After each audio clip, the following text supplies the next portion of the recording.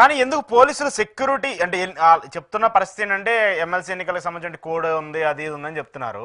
ఒక మాజీ ముఖ్యమంత్రి లేదంటే ఇలాంటి ఇష్యూకి సంబంధించి బేసిక్ సెక్యూరిటీ ఇవ్వాల్సిన అవసరం ప్రభుత్వానికి ఉంటుంది కదా. అక్కడ ఏదైనా జరిగినా ఇప్పుడు అక్కడ చాలా మంది క్రౌడ్ వచ్చారు, చిన్న చిన్న వాళ్ళు వచ్చారు, ఏదైనా తొక్కిసలాట జరిగినప్పుడు ప్రభుత్వందే కదా వైఫల్యం, విఫలమయ్యేది ప్రభుత్వమే కదా. ఇక్కడ రెండు ఉన్నాయి. ఇప్పుడు ఎన్నికల కోడ్ కి సెక్యూరిటీకి సంబంధం లేదు. ఎన్నికల కోడ్ ఉంది, ఆయన రాకూడదు అనుకుంటే ఇంటికన్నా ఆపేయాలి ఉండాలి. పోలీసులు ముందుగా నోటీసులు ఇచ్చి ఆపేయాలి కదా. ఆపేయాలి నియంత్రణతో. తర్వాత అంటే ఎన్నికల షెడ్యూలే కారణం అంటే ఆపేయాలి. ఎన్నికల షెడ్యూల్ ఉండి ఉల్లంఘన చేసి కూడా వచ్చాడని మీరు భావిస్తే ఇంకా ఎక్కువ సెక్యూరిటీ కల్పించాలి. ఎందుకంటే లా అండ్ ఆర్డర్ పిచ్చి అవసరమైతే కేసు పెట్టాలి, ఇవన్నీ ఉంటాయి కదా. కాబట్టి సిచ్యువేషన్స్ ఫ్రీగా ఉన్నప్పుడు పోలీసులు తక్కువ పర్వాలేదు. సిచ్యువేషన్ కొంచెం హాట్ గా మారినప్పుడే మీరు వద్దంటున్నారు, ఆయన వస్తున్నాడంటే కొత్త వాతావరణం గంభీరంగా మారుతుంది. అప్పుడు ఇంకా ఎక్కువ పోలీసులు ఉండాలి. కాబట్టి నిజానికి వాళ్ళు చెప్పిన కారణాలే నిజమైతే ఇంకా ఎక్కువ సెక్యూరిటీ ఉండాలి. టెక్నికల్ గా జెడ్ కేటగిరీలో ఉన్నాడు మాజీ ముఖ్యమంత్రి. అన్నిటికన్నా మించి రాష్ట్రంలో కొంతమంది ఒక్కొక్క నాయకుడికి ఒక్కొక్క ఇమేజ్ ఉంటుంది. జగన్మోహన్ రెడ్డి గారికి ఇమేజ్ ఏంది? ఆయన స్ట్రాంగెస్ట్ సపోర్టర్స్ ఉంటారు, స్ట్రాంగెస్ట్ అపోజిట్ ఉంటారు. మీరు రెండు కనపడతాయి ఆయనలో.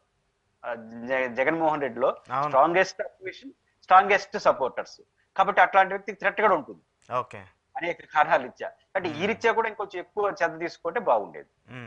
సో అదే సెక్యూరిటీ ఉండడం అయితే విఫలమయ్యారు. ఓకే.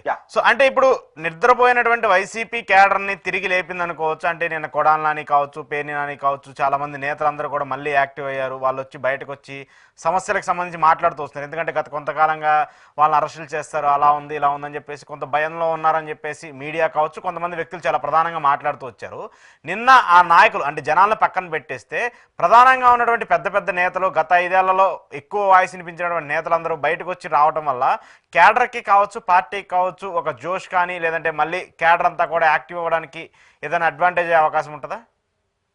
ఇప్పుడు నేను ప్రారంభం చెప్పాను కదా, జగన్మోహన్ రెడ్డి గారు జనం బాట పట్టాడా, జనం బాట పట్టిస్తున్నావా అనేది ఇక్కడ ఒక ఇంపార్టెంట్ ఇష్యూ. రెండోది, జగన్ ఒకరినే పట్టిస్తున్నామా, పార్టీని అంతా పట్టిస్తున్నామా? ఈ అధికార పార్టీ చాలా జాగ్రత్తగా ఆలోచించాలి. ఇప్పుడు ఉదాహరణకు ఆ కొడాలి నాని గారు ఈ పక్కన పెడదాం. తుని ఎలక్షన్ చూసాం, పల్నాడు ఎలక్షన్ చూసాం, మున్సిపల్ ఎన్నికలు చూసాం. ఇప్పుడు కొంతమంది వార్డు కౌన్సిలర్లు, కార్పొరేటర్లు వీళ్ళు బయట టీవీలో వచ్చి మాట్లాడుతున్నారు. మహిళా కార్పొరేటర్లు అందరూ ఈ 1 year కాలంలో ఏ రోజైనా వాళ్ళు చూసారా మీరు టీవీలో?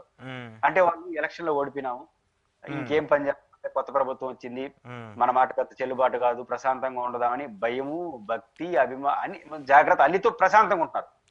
అంతే కదా.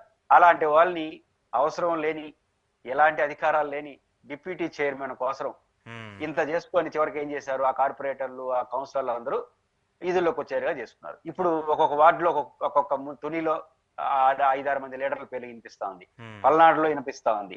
అన్ని ప్రాంతాల్లో ఇప్పుడు ఎక్కడైతే ఈ మున్సిపల్ జరిగిన అదంతా లేపుతున్నారు. నిజానికి 2 రకాల ఇబ్బందులు ఉంది వైసీపీ మున్సిపాలిటీలో. మొదటి ఇబ్బంది ఏంటి? నైతిక సమస్య. గతంలో మున్సిపల్ ఎన్నికల సందర్భంగా, కార్పొరేషన్ ఎన్నికల సందర్భంగా వైసీపీ కొన్ని తప్పులు చేసింది. అదేంటి? ఇనానమస్ పేరుతో కావచ్చు, స్క్రూటినీ పేరుతో కానీ అన్డెమోక్రటిక్ యాక్టివిటీ చేసింది. దాన్ని మనం వాళ్ళు ఒప్పుకోకపోయినా అది ఒక వాస్తవం. ఇది ఆ పార్టీకి చెడ్డ పేరు. నిజానికి వాళ్ళు ఆ చెడ్డ పేరుని ఇంకా పొరపాటు అయింది అని చెప్పుకోలేరు, మార్చుకోలేరు. ఆ నిద్ర అట్లే ఉంటుంది. ఇది కానీ అట్లే ఉంటే వచ్చే ఎన్నికలు జరుగుతాయి, మున్సిపల్ ఎన్నికలు, రాబోయే మున్సిపల్ ఎన్నికల్లో ఈ వైసీపీ శ్రేణులు కొంత భయం ఉండేది. అరే మనం అప్పుడు గతం అట్లా చేసామా, ఇప్పుడు వాళ్ళు అట్లా చేస్తే మనం ఏం చేయాలి అని భయంగా ఉండేవాళ్ళు. ఇప్పుడు ఏం చేశారు? తెలుగుదేశం పార్టీలో అత్యుత్సాహపడిపోయి వైస్ చైర్మన్ ఎన్నికల్లో అన్ని పనులు చేసేసినారు. అవసరం లేని ఏమైంది? వైసీపీకి ఉన్న చెడ్డ పేరు కన్నా మీరు పెద్ద గిరికి వేసేసినారు, వాళ్ళు చిన్న గిర్రె ఉంటే ఆ పైన పెద్ద గిరికి వేసేసినారు. అంటే వాళ్ళకన్నా మేము గనులము అని చెప్పారు. ఆ రకంగా అన్డెమోక్రటిక్ వైసీపీ అనేది తగ్గపోయింది.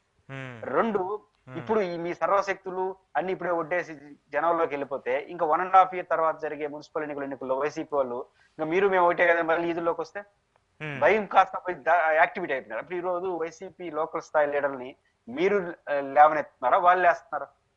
కాబట్టి అధికార పార్టీ ఈ పొలిటికల్ మిస్టేక్ వల్ల అధికార పార్టీ వ్యవహరించే తీరు వల్ల వాళ్ళకి లాభం రాకపోగా ఒక ఎటువంటి ఇది అధికారం లేని వైస్ చైర్మన్లు తీసుకొని సాధించేది లేదు. అధికారంలో ఉన్నారు కాబట్టి వైస్ చైర్మన్ లేకపోతే మీరు చెప్పినట్టే ప్రభుత్వ అధికారులు వింటారు. ఇన్ని ఎసులు అనవసరంగా వాళ్ళు చెడ్డ పేరు పోగొట్టినారు, వాళ్ళని యాక్టివేట్ చేసినారు, మీరు చెడ్డ పేరు తెచ్చుకున్నారు. ఏం సాధించినట్టు? ఖచ్చితంగా ఈ మొత్తం ఎపిసోడ్ లో అధికార పక్షం వ్యవహరిస్తున్న తీరు వైసీపీకి రాజకీయంగా యాక్టివ్ అవ్వడానికి కాకపోతే కొంత మానసికంగా శారీరకంగా ఇబ్బందులు పడతారు తప్ప అల్టిమేట్ గా వాళ్ళని యాక్టివైజ్ మాత్రం బాగా అధికార పార్టీ చేస్తాం. ఓకే.